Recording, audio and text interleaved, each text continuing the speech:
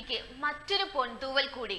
മലനാട് ടിവിയുടെ റിപ്പോർട്ടറും സാമൂഹ്യ പ്രവർത്തകനുമായ അനീഷ് ചുനക്കരയ്ക്ക് ഭാരത് സേവക് സമാജിന്റെ ദേശീയ പുരസ്കാരം ലഭിച്ചു.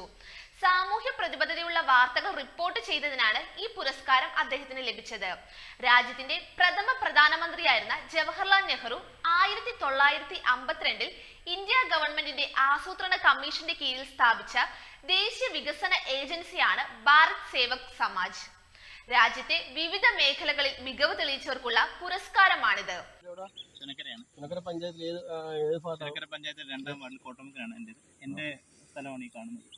ഇവിടെ ഏകദേശം എത്ര ഏക്കർ സ്ഥലമുണ്ട്? 1 ഏക്കർ കൃഷി ചെയ്യുന്നുണ്ട് നിലവിൽ. ഈ റോഡ് ഏതെല്ലാം പഞ്ചായത്തുകളെ ബന്ധിപ്പിക്കുന്നു? ചുനക്കര പഞ്ചായത്തിനെയും പാലമേൽ പഞ്ചായത്തിനെയും ബന്ധിപ്പിക്കുന്ന ബണ്ട് റോഡാണ് ഇത്. കാർഷിക ആവശ്യങ്ങൾക്ക് വേണ്ടിയിട്ട് പന്തളം നിയമസഭാ മണ്ഡലം ഉണ്ടായിരുന്ന കാലഘട്ടത്തിൽ എനിക്ക് എന്റെ ഓർമ്മ ശരിയാണെങ്കിൽ PK കുമാരൻ MLA ആയിരുന്ന സമയത്ത് ഒരു ചെറിയ ബണ്ട് റോഡായിട്ട്, ട്രാക്ടർ റോഡായിട്ട് അത് ഇതിന്റെ വീതി വളരെ കുറച്ച രീതിയിലാണ് ഇതിന്റെ പാലം നിർമ്മിച്ചിരിക്കുന്നത്. അന്നത്തെ ആ ഫണ്ടിന്റെ അപര്യാപ്തമായി എനിക്ക് അറിയില്ല അതിനെപ്പറ്റി ഡീറ്റെയിൽ എന്നാണ് എന്റെ അറിവ്. അതിനുശേഷം ഈ മണ്ഡലം മാവേലിക്കര നിയമസഭാ മണ്ഡലം മാറുകയുണ്ടായി. പന്തളം നിയമസഭാ മണ്ഡലം ഇല്ലാതാവുകയും മാവേലിക്കര നിയമസഭാ മണ്ഡലം ആയി മാറുകയാണ് ചെയ്തിട്ടുള്ളത്. ഈ പന്തളമുള്ളവർക്കും ചുനക്കരയിലും കൊല്ലംതേനി റോഡിലേക്ക് പോകാനുള്ള എളുപ്പമാർഗ്ഗമല്ലേ? അതെ, പടന്നലം പാറ്റൂർ ഭാഗങ്ങളിൽ നിന്നും പുലിമേൽ ഭാഗങ്ങളിൽ നിന്നും ചുനക്കര ക്ഷേത്രത്തിലേക്കും അതിനോടൊപ്പം തന്നെ കൊല്ലം തേനി ദേശീയപാതയിലേക്കും പോകുന്നതിന് വേണ്ടിയുള്ള ഉപയോഗിച്ചുകൊണ്ടിരിക്കുന്ന റോഡ് കൂടിയാണ്.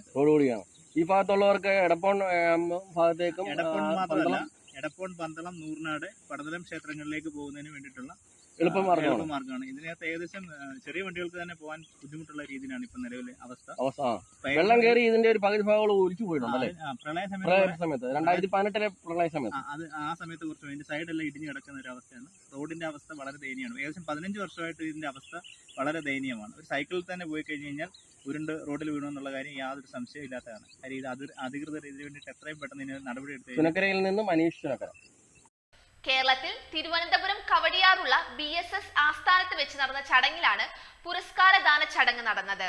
കേരള പത്രപ്രവർത്തക അസോസിയേഷൻ ആലപ്പുഴ ജില്ലാ കമ്മിറ്റി അംഗം കൂടിയാണ് ഇദ്ദേഹം.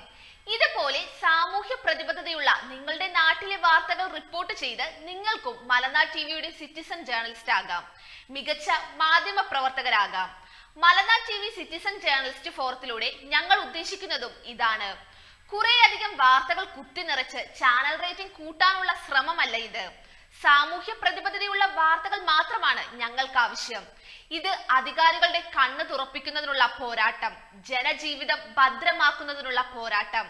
അതിനായി സാധാരണക്കാരായ പൊതുജനം സാമൂഹ്യ അഭിവൃദ്ധിക്കായി മലനാട് ടിവിക്കൊപ്പം പ്രവർത്തിക്കാൻ പോകുന്നു.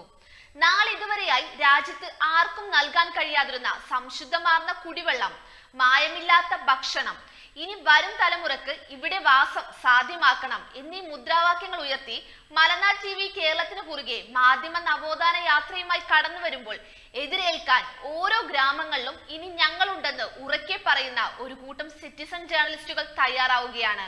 ലോക മാധ്യമ ചരിത്രത്തിലെ ഏറ്റവും വലിയ സിറ്റിസൺ ജേർണലിസ്റ്റ് സംഘം ഇനി നിരന്തരം സമൂഹ മധ്യത്തിലുണ്ട്, ശബ്ദമില്ലാത്തവരുടെ ശബ്ദമായി.